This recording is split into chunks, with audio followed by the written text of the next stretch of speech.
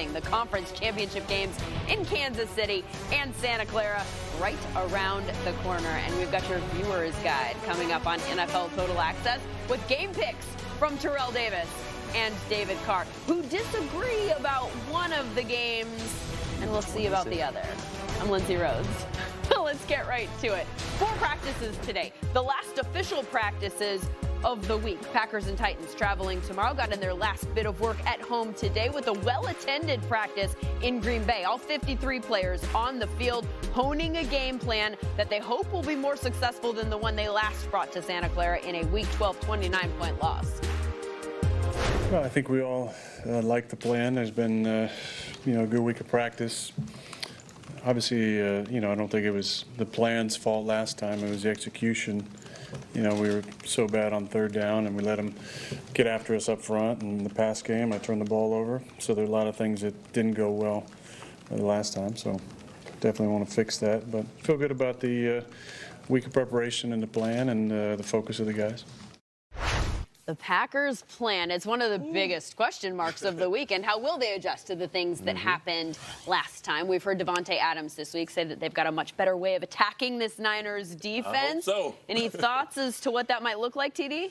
I think it has to do with sort of moving Aaron Rodgers around, getting him off his spot. Because if you sit back there and let those guys just come at you, you're not going to stand a chance. In the first game I watched it, Aaron Rodgers was sitting there, and he was bypassing some of the easy throws, right? He'd pass up a 5-yard pass, and he's looking for the 20-yard pass. He's got to get the ball out of his hands quicker. And if he can do that, you know what I'm saying, throw some screens to Aaron Jones. Aaron Jones had 0 receptions in that first game. You have to get him involved into the game plan so that you can get a rhythm with this offense. And I think if they can do that, they were 1 for 15 on third downs. So that tells me that those are drive. That's the money down.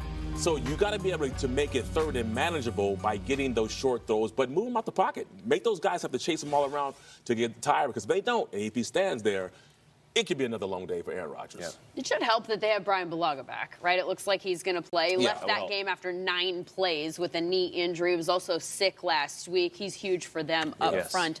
What about the Green Bay defense, David? Because they had their worst game of the year against San Francisco last time. Had a players-only meeting when they got back to Green Bay. It was that bad. They always work. What do they need to do differently? Well, it's interesting, the matchup between Mike Pettin and Kyle Shanahan, because they were together in Cleveland, obviously, before. So you know that they've practiced and spent a lot of time together, and they know each other really well. And what I saw from Green Bay the first time they played in that blowout loss was extra pressure that you don't really need. And Green Bay, I think they felt like, and Pettin probably felt like, they have so many different options. Let's just put some pressure on Jimmy and see if we can get to him. And they didn't get to him, and he made some huge plays. And big chunk plays that ended up blowing that game wide open and probably made the score a little bit worse than it should have been. So when I look at this, I see the 2 Smith brothers that are out there on the defensive end. And I think you almost have to calm it down a little bit and let those guys do what you paid them to do. Go out there and just play good, sound football in the back end, not give up any big plays, and let these guys go get the quarterback. Let them stop the run with their front 4. And just see if you can do that. I just think there were too many times last time where Pettin just he forced the issue and he tried to put pressure. I understand that 49ers are a great offense, and sometimes you do have to force the issue a little bit, but it hurt them really bad last time. And I think that you'll see this time a little bit more conservative approach and just let that defensive line go do what they did all year and then see what happens. Well, the good news for all of us as fans is these teams are healthy, so we're going to see the best that they have to offer. Niners without a single player on the injury report this week. Packers only have one name, that's fullback Danny Vitale, who is listed as questionable. AFC game, though, that's a different story. And for more on the biggest injury we're tracking there, James Palmer is in Kansas City. There's still a big question mark for this Chiefs defense in the middle of their defensive line as former All-Pro Chris Jones still battling a calf injury. He leads this team in sacks and practiced on Friday for the first time all week. Andy Reid does want to take a look at him on Saturday to get a better gauge of where he stands, but Reid also told me that he believes he doesn't want to put Chris Jones in a position to where he can hurt himself further or at the same time hurt the team. Jones still doesn't know what his status will be Sunday. Still day-to-day.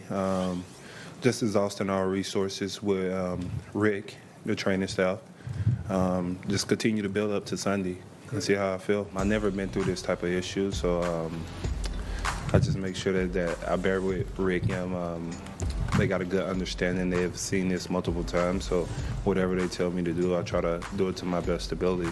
Really, the only other injury the Chiefs are concerned about is star tight end Travis Kelce, who had 3 touchdowns last Sunday in the divisional round as he battled through a knee and hamstring injury. But Andy Reid told us today there is no doubt that Kelce is playing on Sunday. And my understanding is they actually believe he's in a better spot health-wise this week than he was last week going into the divisional round.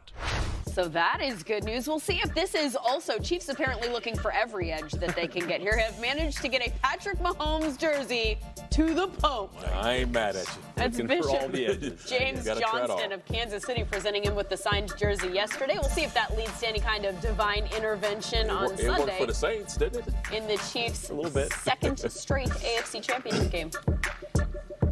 And you're more comfortable going into it. It's not a situation that you haven't been in. And, you know, we've been here before in this exact situation here at Arrowhead, playing in front of our crowd, and we're just gonna have to start fast. It's as simple as that. You got to stop the run, got to force as many third downs as possible, and you got to execute. It's championship football. You know, anytime championship football being played, you know, execution becomes key. The details, everything small, it becomes, you know, highlighted. It's magnified in these type of games. Everybody watching, it's only like 4 teams left. It's going to really be a magnified game, and those are the type of games you live for and you want to play for. You just got to go out there and just try to hit them, man. Like, it's football. It's that time of the year. Like, everybody trying to win a championship. So I don't care how big you is. You got to go out there and play, man. Reggie Ragland answering the ever-present question this week: how do you stop Derrick Henry? And I'm not sure we've settled on an acceptable answer to that question. Yeah. But David, he's not the only guy in this game that is going to be a nightmare to defend. Yeah, there's a couple guys in this game that you just can't X and O. You just can't go out there and scheme ups. Like Derrick Henry is one of those guys. But Patrick Mahomes is one of those guys because he does things from the quarterback position. When I'm watching him, I say, oh, okay, he's backpedaling. It should be a check down here. And no, then a 30-yard gain. So he makes some throws that are so off schedule and so not the norm that you just kind of think, well, how do you stop this guy? I mean, these are all third down plays. All these plays I went through and looked at 3rd and 10, 3rd and 6, 3rd and 9. There's pressure. He just buys time. Touchdown pass to Tyreek Hill. He just makes plays that you just don't teach people how to make. And he needs a jump pass over the middle. Ends up breaking this game wide open to Mecole Hardman. So when I look at it, I'm like, okay, schematically, I think that the Titans will have a good plan. I think they'll play good defense. But then he does things like that, and those were all from one game. There's 5 plays there where he just did stuff that you just shouldn't be able to do. And how do you game plan for that? That's the X factor for me. I was just watching that Travis Kelce touchdown in the highlight while he was talking. I mean, it's just silly. It is silly. The throws that he makes. Yeah, because you shouldn't do some of the things that he does, but he's able to get away with it. So you just say, hey, keep doing it. But that's why the Titans have a chance. And They do, though. And this You're is right. why what I'm talking about. When you have a quarterback that makes those types of throws, off balance across the field, he gives the defense, a chance, Absolutely. an opportunity to make some plays. Last time they played, the Titans had a few right in the basket that they dropped. That Mahomes gave to them. You got to make these kind of plays. So he's going to give you some chances. That was the first play of the game. First play of the game, right? So look at that. So when you play a team like this, and the Titans, the last couple of weeks, they've only given up 12.5 points per game, right? They'll give up a ton of yards, but they're really good on third down. They're really good on keeping you off the scoreboard. And so that's why I like the Titans in this game. This defense will bend, they won't break, and Patrick Mahomes will throw a pick. Maybe multiple picks, and give them a chance. You're starting with the bold predictions That's early, already. just right out of the gate. We know who he's picking. We know what he thinks is going to happen. All the evidence is They're going to leading that throw way. him, though. I mean, he'll throw you 2 or 3. Yeah, at you know. least. You just got to catch him. You got to catch him. You know, another guy that's going to be throwing in this game that we maybe should not overlook is a certain guy named Ryan Tannehill, who took home a couple of pretty big awards today. The Pro Football Writers Association's Comeback Player of the Year award and their Most Improved Player award.